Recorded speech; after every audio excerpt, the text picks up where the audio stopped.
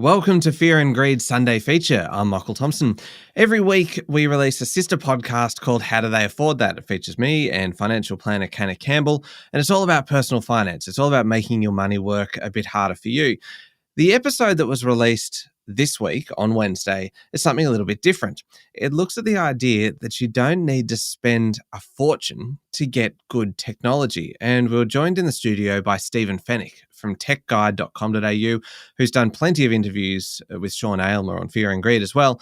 And what he does is tell us the brands and products that do just as good a job as the premium tech, while also telling us who actually needs to fork out for the top-of-the-line gear, perhaps because their jobs require it.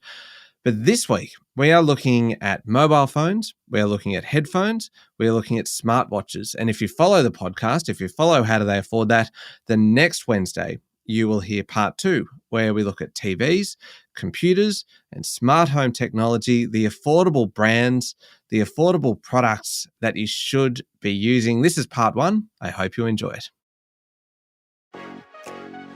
Welcome to How Do They Afford That, the podcast that peeks into the financial lives of everyday Australians. I'm Michael Thompson. I'm a writer and the co-host of the podcast Fear and Greed Business News. And as always, I'm with Canna Campbell, financial planner and founder of Sugar Mama TV, the financial literacy platform that you will find basically everywhere. It is on YouTube and podcasts like this one, and books, Instagram, Threads, TikTok, Instagram. I don't know whether I mentioned Instagram, but you're definitely there. Now you have. Yeah, now I may have done it twice. Hello, Canna. How are you going? Hi. This episode is very timely right now because I just received a text message from Optus asking if I'd like to upgrade my handset and I would get a $1,500 gift card. So I am busting at the seams for this. You are straight into the money, as always, which you would expect on a podcast like this. We are doing something a little bit different today. The name of the podcast, obviously, is How Do They Afford That? And partly that was kind of inspired by the idea of keeping up with the Joneses, of needing to spend a lot of money, to kind of looking at what other people are buying. The big screen TV, maybe, the new phone, another kind of gadget, and wondering, how do they afford that? And how do I do that as well? Finding everyone's little secrets, little hacks. So we are taking that idea and we are thinking, surely there is a way to have the latest technology, some pretty good tech, without having to pay absolute top dollar. And so today we are looking at affordable technology and we are focusing specifically on mobile technology. So mobile phones and your wearables, your smartwatches and AirPods and earbuds and various headphone options. There is so much to discuss. And to do that, we are getting some help from somebody who has tested and reviewed pretty much every gadget ever invented, which might be a little bit of a stretch, but I reckon it's not too far from the truth. Stephen Fennick is one of Australia's top technology journalists. He is the editor of techguide.com.au. Stephen, welcome to How Do They Afford That? Great to be here, and I'm happy I'll be able to give you some advice on all these, being able to afford all the tech, because you're right, it is like trying to keep up with the Joneses. You want to have the latest and greatest, but you don't want to break the bank in the process. Is it the case that you don't have to pay a fortune to get something pretty good? Because I am a bit of a sucker for the branding, and suddenly then you can just get drawn straight into the premium brands and you're paying premium prices, but you don't have to. No, not at all. I think, obviously the brands build ecosystems like Apple, Samsung, they bring you in, but there are other brands out there and other devices that you can achieve the same thing. Might not look as premium, but you're getting the same things done. You're getting the same work done. You're putting the same photos on social media. So there are ways around it. Shall we jump straight into phones? Because, Canna, you've already brought this. You brought this up within the first 15 seconds of the podcast. Sorry, I'm so greedy. Hogging you. So when it comes to phones, do you really need to have like the latest state-of-the-art, fresh off the press? Well, the answer's no. You don't. The beauty of the smartphone category now is that it's actually it's becoming quite mature. So a lot of the technology that was like 5 or 6 years ago considered flagship technology has now filtered down to a phone that you can buy for $200. So things like Face ID, big screens, good quality displays, the speed of the processors, they're all now. They're all pretty good. So a lot of bang for your buck for those phones that are $200 to $500. And look, not everyone buys an iPhone. Not everyone buys the latest Galaxies from Samsung. So the bulk of the market is in this mid-tier, which is seeing there's a lot of competition in that area. Let's start at the top end then and work our way down, maybe, because the iPhones, really, they are the ones that get all the buzz. Yeah. And you get all of these phones. Yes, I do. Yeah. Because it is your job. And often you are flown to the US to see the keynote speeches and to review all of them. So you see all of the technology. Do you think it is worth spending how much actually is the new iPhone 16? The new iPhone, I think the 16 starts at about $13.99, which is actually cheaper than last year. They've actually brought the price down by $100. That's the 16 and 16 Plus. The Pro range is $50 cheaper. So Pro range, obviously a bit more premium, better camera. 16, still latest processors and all the latest tech. But look, I think if you want to be on the cutting edge, if you want the best camera, you want the best looking phone, then people are going to spend that money. Yeah. But even if you do make an investment, like let's use the iPhone as the example. It's now become a thing where how long do you hang on to that phone? So you've spent X amount of dollars, a couple of $1,000s, and that phone's going to probably last you 3, 4, perhaps even 5 years. So it's now become, I think, my advice to people is if you want to upgrade, look after the phone you've got, because it could be the trade-in that makes the next one even cheaper. So you put it in a case, for one thing. Actually, put a screen First protector thing, on. and a screen protector. Yeah, Well, so protect it, yeah. Also, might I add, save the box. Because if you want to maybe not necessarily trade it in, but actually sell it on, say, Gumtree or Facebook Marketplace, because sometimes you can get a little bit more. It might be a bit of a hassle, but if it comes with the box and it's looking almost brand new, you can actually get a premium. Very good advice, yeah. Just take us through the trade-ins, because you mentioned that just in passing, and there's a few different ways to do it. One might be through Apple, for instance, and other are actually through the telco providers. Yeah, well, the telcos, whenever there's a new iPhone, new Samsung phone, they're the two big tent poles that they aim at, and they offer really aggressive trade-ins. So the telcos, the text message you received was a way for them to keep you as a customer by dangling this gift card in front of you. So we'll think, okay, that's pretty good value. I could put that towards the new iPhone or whatever device you want to buy. But then the proviso would be you stay a customer for another 3 years. You sign a 3-year contract. Telstra the same. Vodafone had very aggressive iPhone deals as well. Even Samsung, whenever there's a new Samsung device, their pre-order program, it outlines all the trade-in options you have, and also the telcos also throw in bonus pre-order offers like a free tablet or earphones or watches and things like that. So it's all about keeping you as a customer. Can you haggle? Can you say, well, could I go to Optus and say, well, I've been with you a long time, Optus.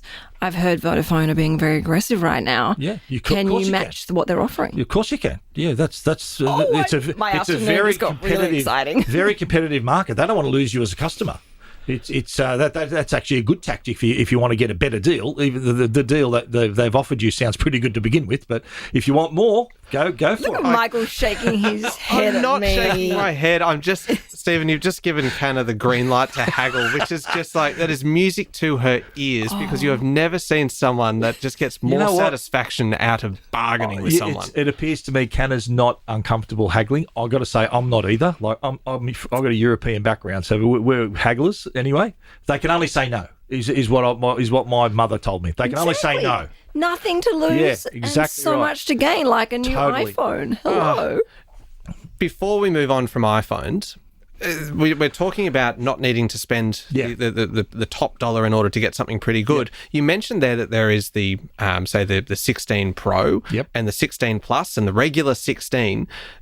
Do you need to get the 16 Pro? Does it come down to what you're going to use it for, or are you okay going for essentially what is the bargain version, being the base level 16? Yeah, I think it comes down to what you're going to use it for. I've been asked 100 times for the 16 or the 16 Pro. My advice is if you're really into your photography, if you're creating content, if that's what you love to do, then the Pro would be your option. If you're just a customer who wants a nice fast phone that can take good photos without you having to do anything, the 16 is fine. But again, the the whole market, like even entry-level phones have 2-3 lens camera systems and can take great photos. Like I've done many a review where I've used a $300 phone for 2 weeks as my daily driver and did my usual social media sharing and posts and everything, and not one person said, oh, that photo's not as good quality as what you normally share. No one noticed that I was using a different phone apart from an iPhone. So the quality's there, even at that more affordable level. And brands to look for, like Oppo, they've got a lot of good mid-range phones. You look at Nokia. Nokia have made this amazing comeback with a great range of Android devices as well.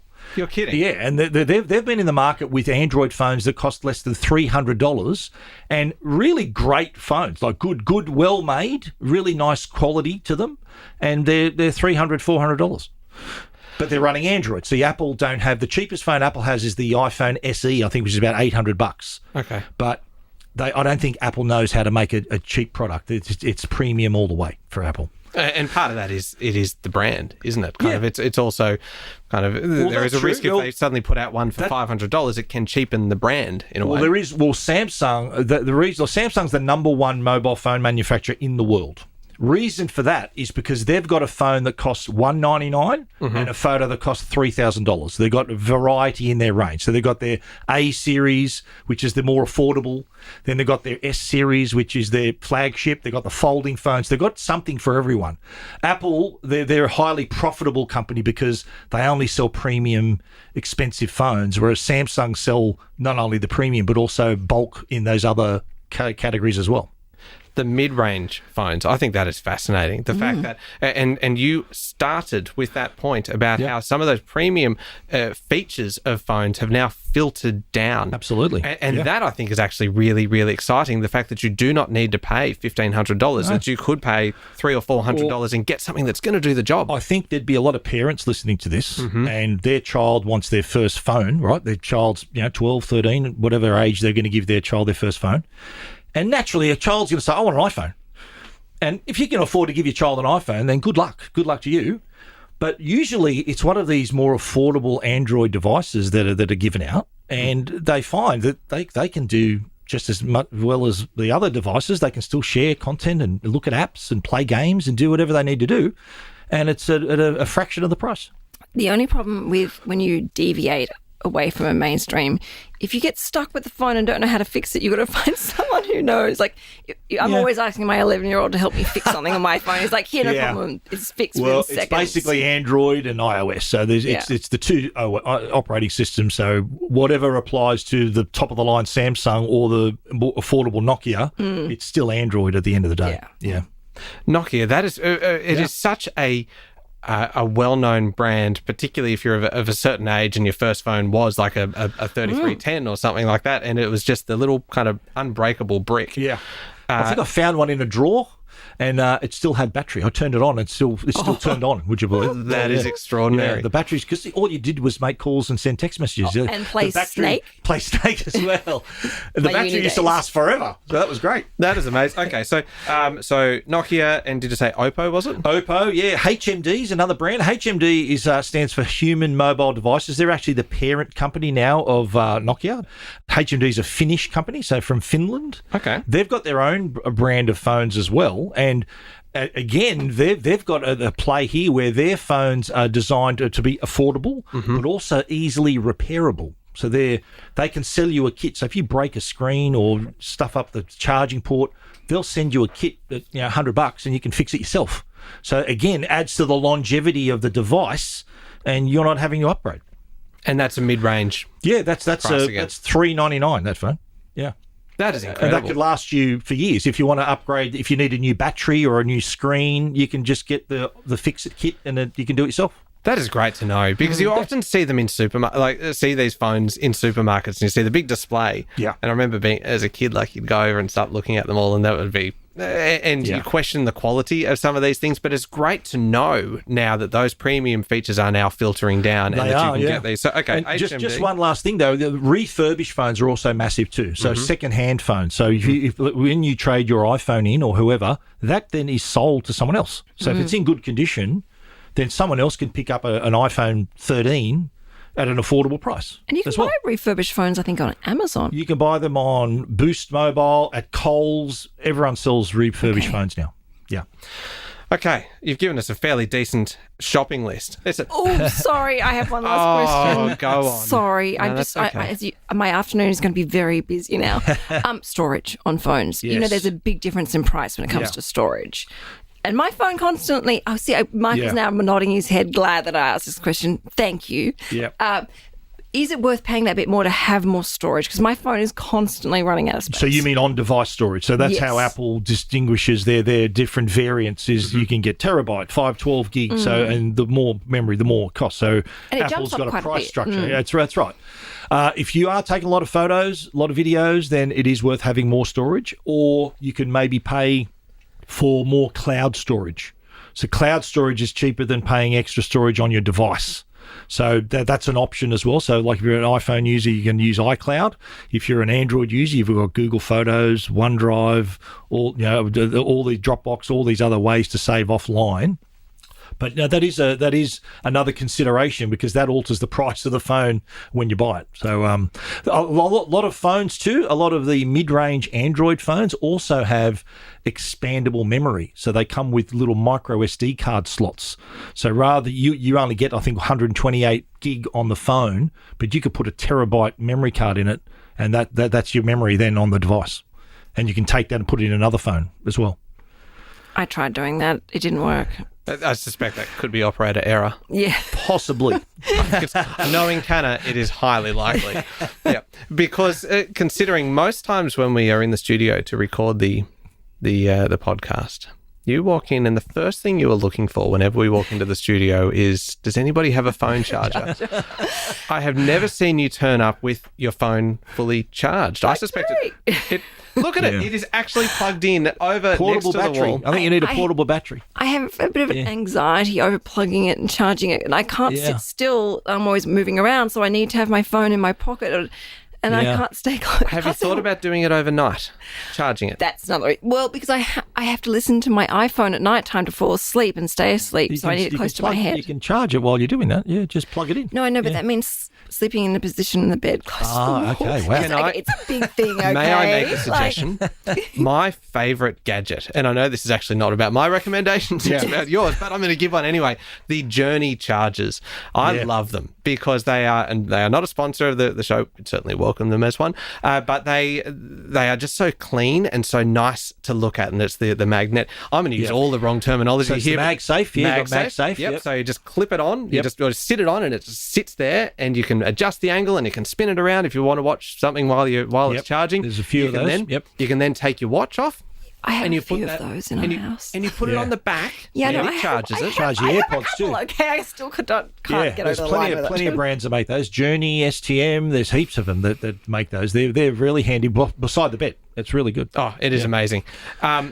Canna, we're going to leave your problems with charging your phone behind for the moment. A lot of issues. We have just scratched the surface, haven't we? But look, we've made a good list of phones. So we've got Apple and Samsung, obviously the two giants within the industry. But then also consider those mid-range brands of Oppo, Nokia, HMD. HMD, yep. Really good ideas. Just things to consider, and consider your trade-ins. Yeah, even I throw in Motorola, make a great range of mid and high-level phones as well. Okay. Yeah, plenty to consider. Yeah, indeed. This is a blast from the past. Does Alcatel still make any phones? Alcatel, they transitioned to TCL. TCL, they were selling in Australia. I think then they're not selling in Australia anymore. They are in other countries, but Alcatel, they were your budget phone. They then were, because they were owned by TCL, they branded to TCL, but I'm not sure whether they're still selling phones in Australia right now. You are unable to be stumped. I thought I was going to get you with this one. And no, you were all over that one. Okay, we're going to take a quick break, and we're going to come back then and look at some other elements of mobile technology. I want to get your thoughts on watches, smartwatches, and AirPods and earbuds and headphones and the various other kind of options for how to listen to things. We'll be right back.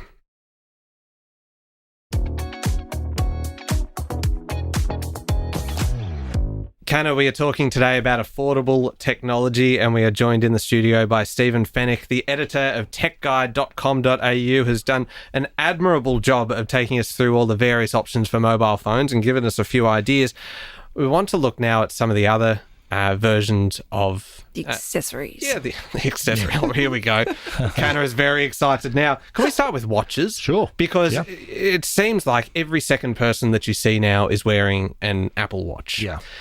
Are they the market leader, I'm assuming? Oh, yeah, runaway market leader. In fact, it's 10 years since they announced the first Apple Watch. So they've taken hold of the market right there. And naturally, Apple Watches only work with iPhone. So there's an attachment there. So if you need to have an iPhone to use an Apple Watch. And they've become, over the years, not only, I think they started out as being a great way to get your notifications and to make sure you don't miss a call, but they've turned into these amazing health and wellness products that can do things from detecting if you've got atrial fibrillation or low heart rate, or if you've had a fall, it can send a message and call an ambulance and do all these kinds of things. So become more a medical device, if anything, over the years. How accurate are they really? Because I read Why We Sleep by, I think it's Dr. Matthew Walker, and he actually rubbished them and said all of these devices are so inaccurate. The only way of actually monitoring the quality of your sleep and obviously all the different movements and cycles that you go through is through proper medical equipment. Yeah. An iPhone is obviously not a medical device. It's more a guide, though, isn't it? The iPhone, the features, like the Apple Watch features, like the AFib, for example, like you can do a ECG on your watch. And that needed medical clearance for that to be allowed to be used in Australia. So in terms of accuracy, it's accurate to you. So it's accurate if you are consistently using one device to monitor how you sleep or how you're exercising or whatever, then it is accurate to you. So if you went into a professional lab, then the results might slightly differ, but it is consistent in measuring you based on its own metrics day to day, if you understand what I mean. So you're getting consistent results, might not agree with another way of measurement, but you are still able to gauge where you stand in terms of your sleep and your heart rate and your exercise and stuff like that. And also an easy way to verify the heart rate is just to monitor it on your phone and take your pulse at the same time. And you can kind of verify, get just a rough idea of how accurate it actually is going to be. To bring it back to the money side, though, in terms of these, the medical features, and you are right, a lot of the talk, particularly after the most recent Apple launch in the US, is about the fact that it is this big push into health. Yeah. And there is an acknowledgement, obviously, there that the population, the world's population, is getting older, and there's a lot more awareness now of keeping ourselves healthy. And so Apple have identified this as a growth area for their business. Yeah. Do we need to be paying top dollar on the devices in order to get some of those health features? Well, in this instance, I'd say yes. Okay. Because the Apple Watches, we'll use that as the example. It only works with the iPhone. Mm-hmm. So that little closed little ecosystem is actually quite accurate because the hardware, the software is all produced by Apple. Okay. So in that instance, I would say yes. There are other smartwatches. You can get an Android smartwatch or a Samsung sell a great range of smartwatches that can work on multiple devices. I think including an iPhone. You can install the Samsung Wear app on an iPhone and use a Samsung watch. Okay. So you're able to do. There's a lot of watches you can use with an iPhone, but if it's just about tracking your steps and telling the time and getting a call, then you might be able to opt for something cheaper.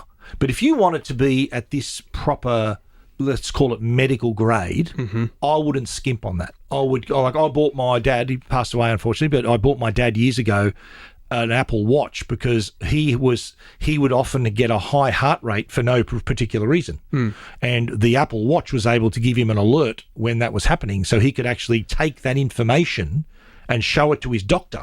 So it was accurate enough for a doctor to look at that chart and go, okay, we need to do a couple of tests. Turned out it was nothing. It was just he had a bit of AFib sometimes, but there was another case where a 16-year-old girl kept getting low heart rate notifications on her Apple Watch. This is my friend's daughter. Yeah, there you go. Yeah, she was thinking, I'm young, I'm good. This is not right. Anyway, she rocks up to a doctor one time. She goes, look, I keep getting these notifications. He checks. He goes, you've got you need a surgery. You've got a heart condition. And she did. And saved a life. So In this instance, like fall detection is another great example. Fall detection, like there was a case of a guy riding his bike through the Victorian Highlands or something, got knocked off his bike by a kangaroo, knocked out. He woke up in an ambulance because his Apple Watch detected the fall, called 000, gave them his location, and called one of his contacts. That is incredible. So that's, again, a potential lifesaver right there. So how much are we talking money-wise for say, the latest one with all of you're looking at plus sort of about 500 plus, depending on which size and what model you buy. The Ultra is I think $1,400 now. The Series 10 I think starts at about $599 and upwards. Okay. So it's, I think, pricing has probably stayed the same the last few years. So I think affordable enough to have it. If you've already got paid for an iPhone, I'd say then go the rest of the way. Okay, that's good advice. Yeah. And what about then the other watches that were out there, kind of like your Fitbits and your Garmin kind of devices? Are they still available? And if you just want to track your steps, then can you just go for those being a more budget option? Well, that you can still get a tracker, which is kind of how smartwatches started. The wearables started off with the trackers. Remember, you just had a Fitbit and counted your steps, and you had challenges and stuff. And it's become a bit more sophisticated now. But no, you could still make do. Well, Fitbit's actually now owned by Google, so the Google Pixel Watch is it has Fitbit incorporated into it now. So the Pixel Watch is great. It works with Android phones, naturally with Google's own phones. The Samsung Galaxy watches also have similar features to the Apple Watch and work great with not only Android phones, but also I think can work with an iPhone as well. There's plenty of choices. Garmin, if you're more a fitness and you're a sort of outdoor adventurer, and then the Garmin watches have similar features. But again, the Garmin watches are, I think, around $799, $899, so they're an investment as well. Wow.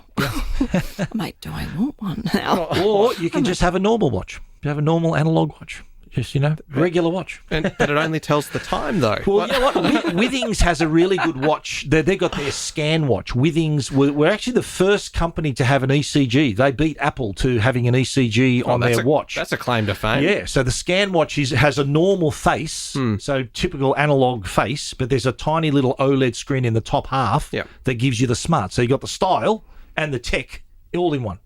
Okay, so as far as kind of wearables, as far as watches go, you really do get what you pay for essentially with that. That if you are looking for the health benefits, then you are better actually to fork out the money and get the top end. You'll see a lot of ads on social media for these smartwatches that cost like $99, $200. They're good for just tracking steps. I wouldn't trust them as a medical grade device.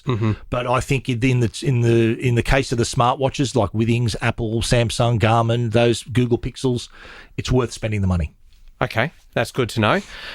Can we talk about headphones / AirPods / earbuds? Yes. Big market. And I always, whenever people ask for recommendations for gifts, I always recommend earphones, headphones, because everyone loves music, male or female, young or old, they're going to like that. And often now they like podcasts as well. There you go. Another reason for the popularity. Why they were so good. Yeah. And so... Okay, this is embarrassing. I have always struggled to pick what to use because the ones, the old school earbuds that come on the cord from Apple would never stay in my ears. So I had to go off-brand. I had to go to something else altogether, something that actually came with a little plug that I could wedge into my ear.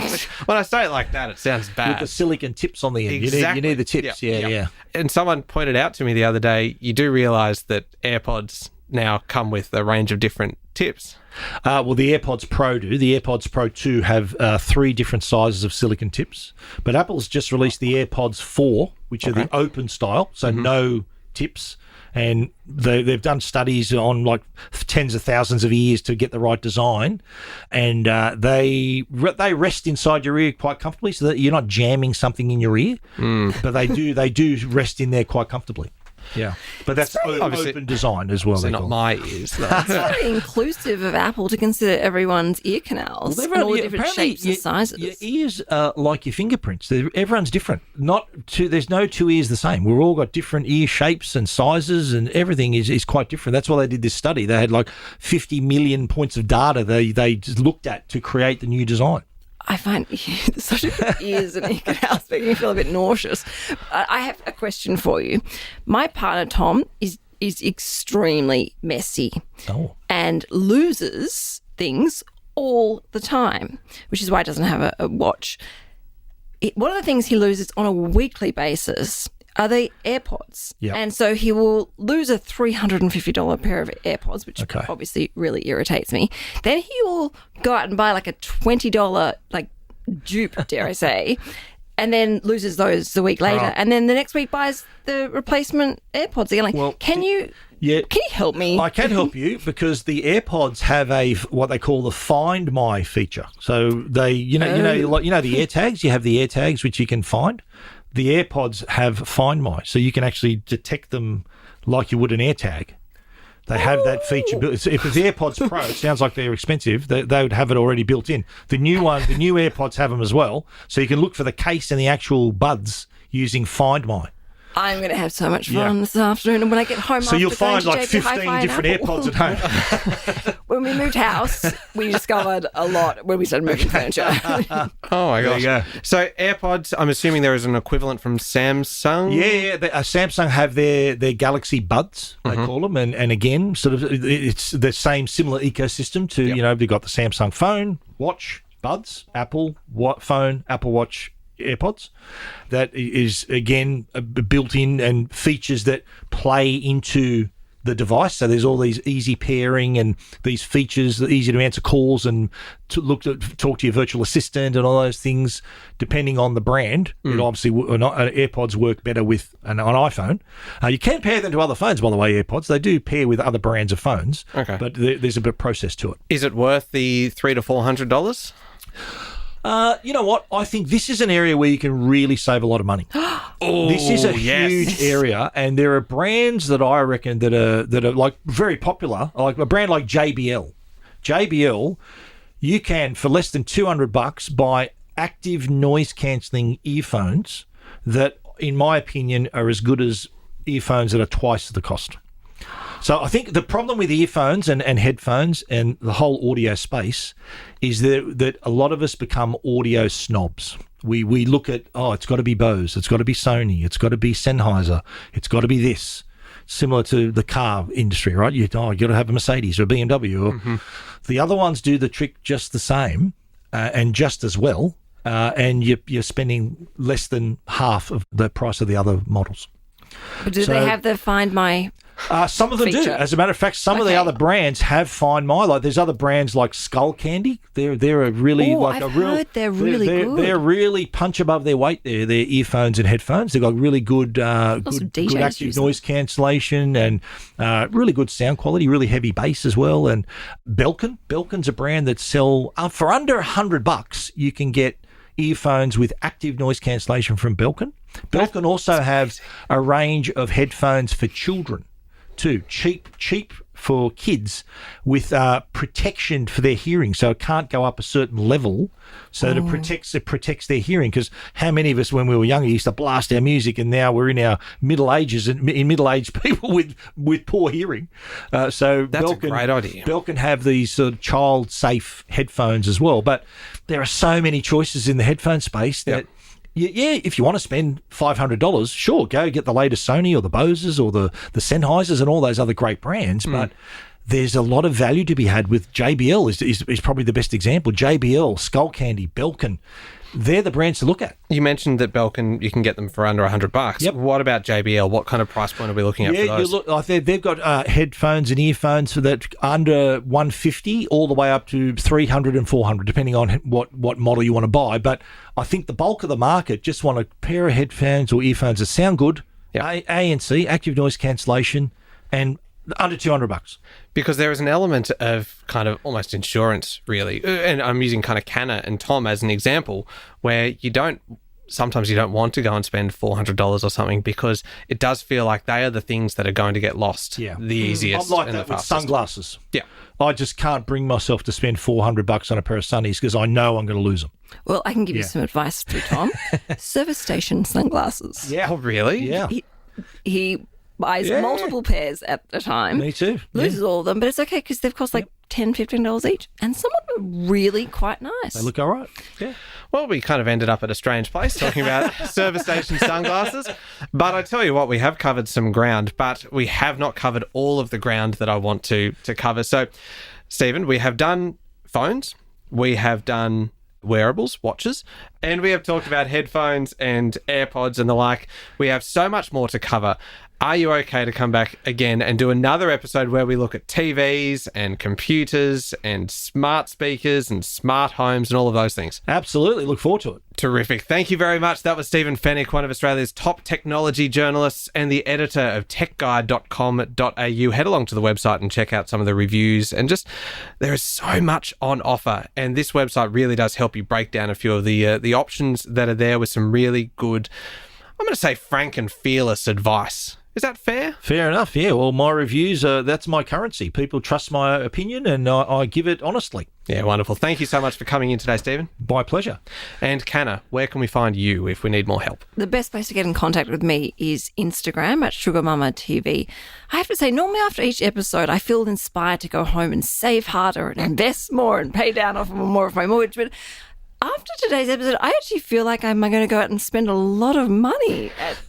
But not as much as you could have, because hopefully we might have saved you a little bit. So it's really not savings as such, but it could be worse. You may see me walking around with a new Apple Watch. Oh, I hope so. And you can hear me every day with Sean Aylmer on Fear and Greed, Australia's best business podcast. Thank you for listening to How Do They Afford That? Remember to hit follow on the podcast, and the best thing that you can do is to tell somebody else, or better yet, send them this episode if they are in the market perhaps for some affordable technology, and spread the word about How Do They Afford That? Thanks for your company. Join us again next week.